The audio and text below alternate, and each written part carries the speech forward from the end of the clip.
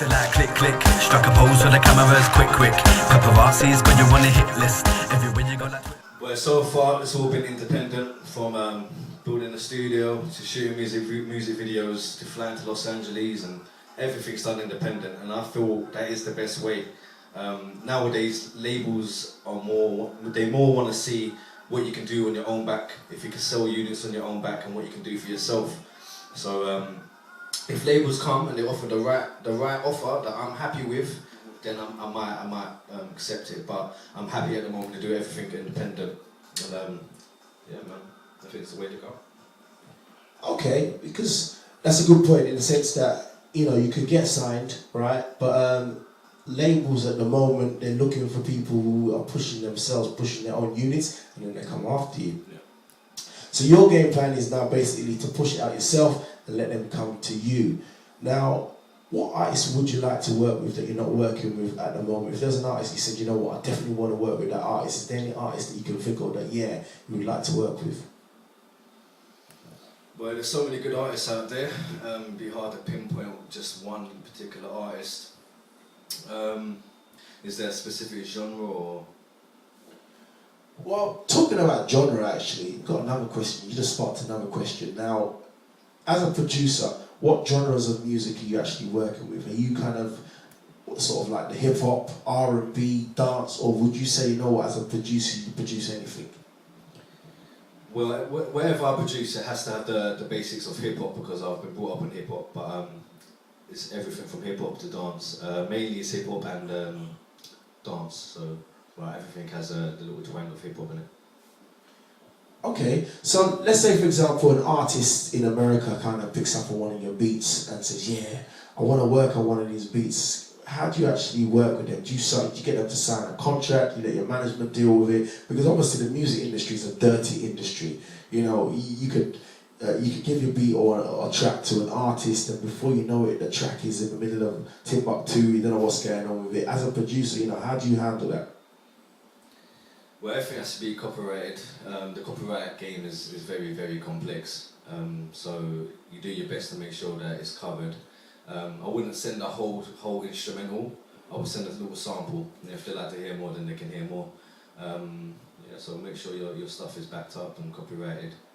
And when it comes to working with them, really depends. Really, if I'm working with an artist, then I wouldn't like to charge them. I'd rather work with them. Let's make hits together, let's rise together, see what I'm saying? But if it's a big artist and it's like my beats, I want to buy one, then it's straight contracts. PayPal me the money or something. I like that. PayPal me the money. You should put that in the lyric, man. Just PayPal me the money. If you like the beat, PayPal me the money. Yeah, you should use that one. But we're going to get to another track. Which track do you reckon we should jump into? And if you just locked on London Town, it's Daddy Chris inside the place. I am now in an interview with RedMusicUK. Like I said, each and every week or each and every other week, I'll be bringing an artist or a producer up to the studio and finding out what they're doing, what they're working on, and how they're progressing with their music. And hopefully we'll be able to follow them as listeners, as radio presenters. I'll be following the artists that I bring up as well and make sure they kind of perspire to what they're doing. And then, you know what, in a couple of months we'll get them back into the studio and find out as well, you know, how you're doing and how it's been progressing. Now, one of the things that people ask is, you say you're a writer as well. Have you got any sort of like publishing deal at the moment, or are you just basically just working off your own, as in like whatever you're doing, you just pushing it out yourself? Is there any plans of getting any publishing deals? Well, whatever comes along so far, everything we're doing is independent. So from the bottom to the top, it's all independent. So the way we've been going, everyone's been coming, seeing what we're doing, seeing that we're putting the work in, seeing that the music's good. So like it's just like Memzee picked up on me, loads of DJs picked up on me. So we're going to carry on going. Hopefully, that keeps on happening. People pick up on it, and we see where it goes from there. Okay.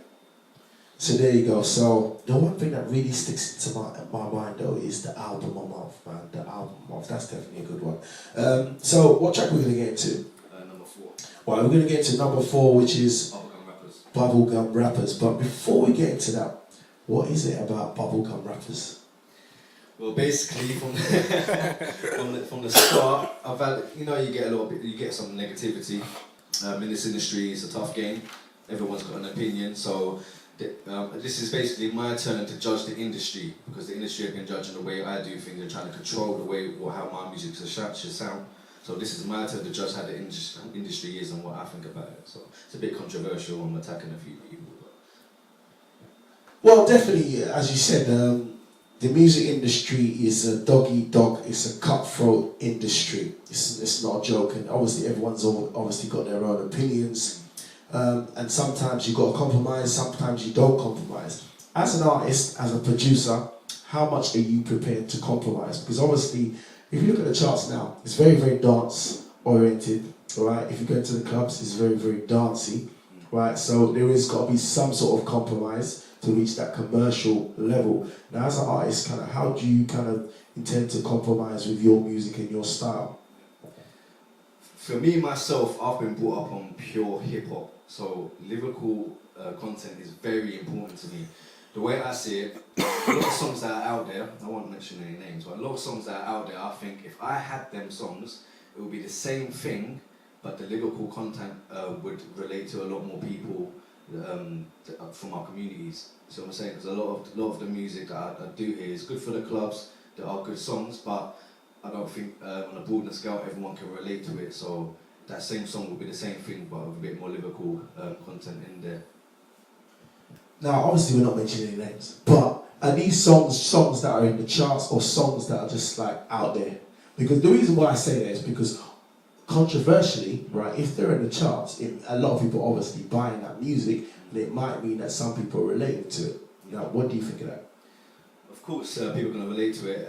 There's going to be people that relate to any sort of music. So if you bang a couple of bongos, there's going to be someone out there that's going to relate to it. I like that one. You see what I'm saying? But yeah, as I said, the industry in this country is very, very controlled. See what I'm saying? You see how gigs has come up. People like gigs, but he's just not been broadcasted to the whole country. And now he has. People do like him. People that didn't know about him now know about him, and that's why he's still doing well. I think there's a lot of lyrical artists out there that need more recognition. I think people need to listen to what people are saying in their songs rather than just bopping their head to the beat. Okay, now that you mentioned that, what artists, we want to say what artists you ain't feeling, alright? I want to know the artists that you are feeling. So out there at the moment, right, who are you feeling? Who are you saying, yeah, I can listen to that, I can bang that out in my car, I'm feeling that person? To be honest, pick up everyone doing their thing, because I know how hard this game is, yeah?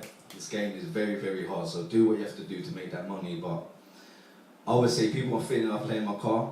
I like Dizzy Rascal, I've always liked him from day. The thing about Dizzy Rascal, what he did, he's got big, but he's not gone and done bare love songs. You see what I'm saying? His songs are different every time when he releases them, so I like gigs, he's doing well, I like his songs. There's loads of people, man, but pick up everyone doing their thing, man. I like that. You didn't mention certain people, but yeah, you mentioned the one that you're feeling, which is the most important thing because everybody likes different type of music. So, number 3, bubblegum rappers. Oh, interesting to hear this one. Ladies and gentlemen, we have for you tonight. So, bubblegum rappers, yeah? 4, yeah. It's number 4. Are you 100% sure? 100%? Okay, no, that's that. I did like that one. I like that intro. What's that one? What's that That's one? the one featuring that single where Make It Funky. Oh, okay. You sure you didn't play that one first? But no, we'll play number 4. After that one, we'll play that one as the last one, yeah? Okay. Bubblegum. Yeah, mate. You got 10% left. 10% lower if you cuss that. Come on, Daddy Chris, say some words.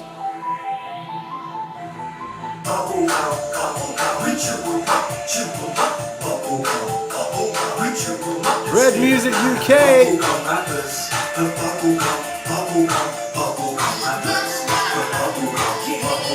Nowadays rappers dance more than they rap. Got auto-tune all over the track, I'm all over the map like Walker and that. Came in the game like that's enough of that. You don't even have to write lyrics anymore. All you need is a cool dance routine. Have a little bigger than them on the TV.